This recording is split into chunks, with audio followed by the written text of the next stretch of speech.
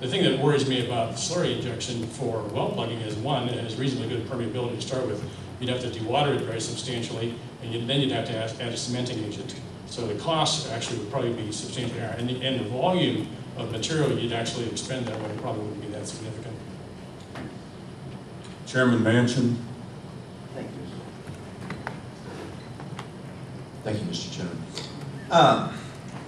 You've said a lot and I'm a little confused. You all set out to determine whether there were health hazards as a result of deep ground injection or coastal injection. Is that correct? And did you all check? Did you all take any samples? You relied on the DEP for their samples. Is that correct? There are a couple of sources of the data. By far the best data are the DEP. Okay. I'm going to suggest that the record reflect that Dr. Zucavich nodded affirmatively to your first question, nodded negatively to your second question. Thank you, Judge. Well, and so I guess the question that comes, and the significance of one of the things that you found was that what goes into the ground on this slurry injection is bad and could cause health effects. Is that right? Do we agree on that? You wouldn't want to drink that water. And so part of what you all did was determine, I guess, whether this this mass balance argument allows for enough dilution of those bad things that are in there, so that once they get to wherever they might be consumed by humans, they're at such a diluted level that they won't hurt somebody. Is that correct? Yeah. And so my concern, though, goes back to the fact of site selection. If I recall correctly, and I think it's been borne out, there was at least one and perhaps two separate areas in the state where we had folks complaining about their water and complaining about health effects. And one of those was, I think, Prancer, and one was someplace else, and that name escapes me at the moment. And are you aware of that? And my concern is that we didn't check those places. Do you think that your study would have been more valid or more helpful had we checked those areas and where people were complaining of the water and where people were complaining of health hazards or of unhealthy conditions and diseases and that sort of thing?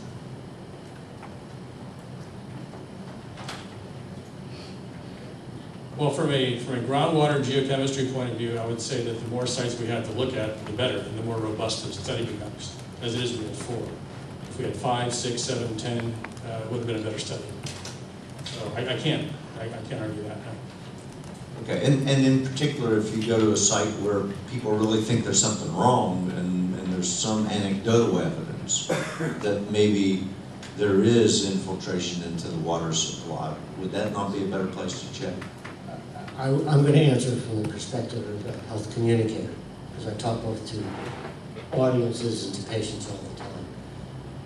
If there's a place where people are already concerned, from a health communication standpoint, that's a good place to look. Scientifically, there are arguments that can go in many directions, but from a health communication standpoint, if you want to talk to those people, it's really good to do the data where their concern is. So we as legislators might be able to conclude from that it might be worthwhile for us to direct the study of that area, particularly Printer, where we have reason to believe that there has been a problem, at least from anecdotal evidence, and to study the health effects that it's had on the people there. It would be good to study those folks. I have 3 caveats for you. First is that population will be small. statistical significance will be difficult to achieve. The second is there are two possible outcomes. One is that you find a health outcome which would have a clear policy implication.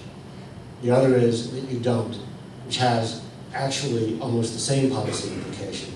And so the question is whether you're studying it for the perspective of finding out what happened in printer, which I would certainly encourage, although I do caution you about the size of the population, or whether you're studying it for policy. Because frankly, at the end of a printer study, you will still have, in my opinion, data gaps. This is a big problem.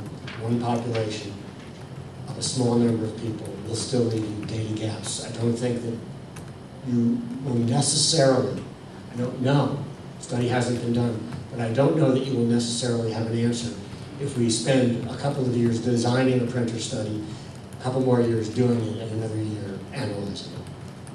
I guess my final concern, my final point, Mr. Chairman, is that if there's an area that looks particularly suspicious where our normal studies, the normal actions of the ground and the voids and ground infiltration and that sort of thing, doesn't seem to have operated like we expected to in most locations, isn't it important for us to know, to identify that place and to find out why it's not operating the same way in order to protect other citizens from that happening in their area?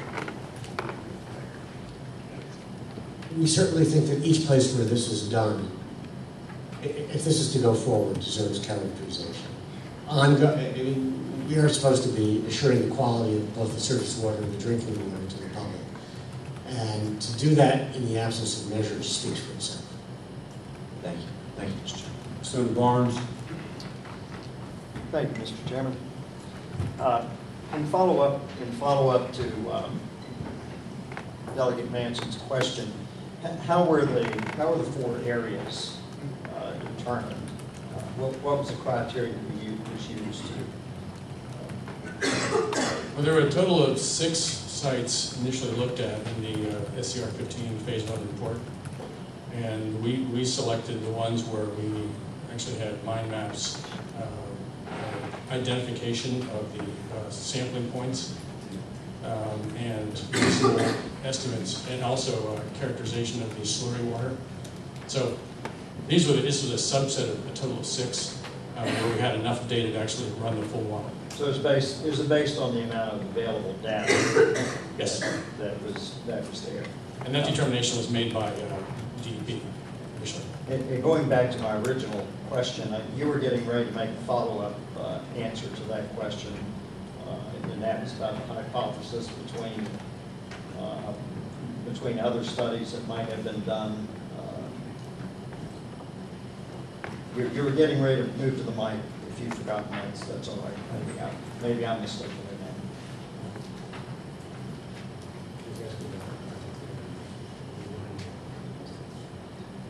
Was it Referring okay? You're talking about lead arsenic Yes.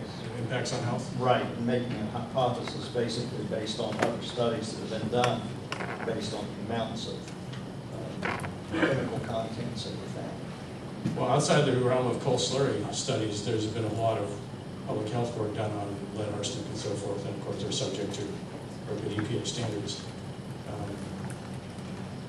We didn't, in my part of the study, did not look at this or assess the validity of the standards. We simply took them as at face value.